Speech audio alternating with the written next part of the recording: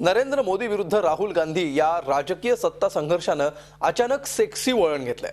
नरेंद्र मोदींच्या प्रचारासाठी मेघना पटेल नावाच्या मॉडेलनं कपडे काय उतरवले, तनिषा सिंग नावाची आणखी एक मॉडेल तोकड्या कपड्यांमध्ये राहुल गांधींच्या प्रचारासाठी पुढे आली आहे। राजकारणाच्या पटावर ललनांच्या या मादक पवित्र्यामुळे भारतीय जनमानसाला जबर धक्का बसलाय।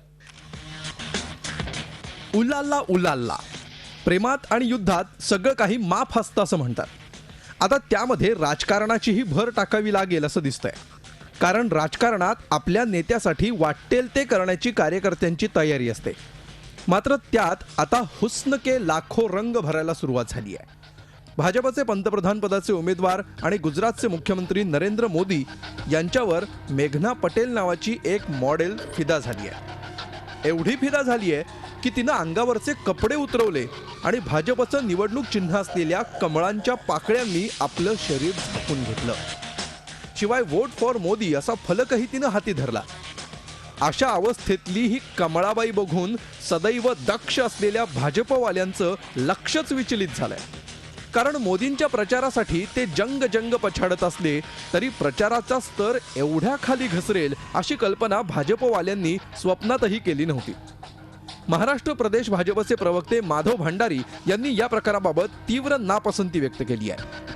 अशा प्रकारे बिभत्स आणि अश्लील प्रचार भाजप खपवून घेणार नाही असं सांगतानाच त्यांनी मेघना पटेल यांच्या कृत्याचा निषेधही केला।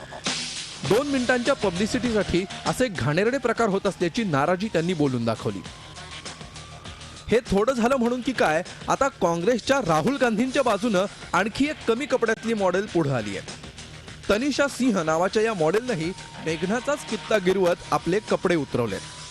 काँग्रेसची निशाणी असलेल्या हाताच्या पंजाचं चित्र छातीभोवती लपेटून ही तनिषा राहुल गांधींचा प्रचार करू लागली आहे। राहुल गांधी हे माझे आवडते नेते आहेत आणि त्यांच्यासाठी वाटेल ते करायला मी तयार आहे असंही तनिषा म्हणतीये।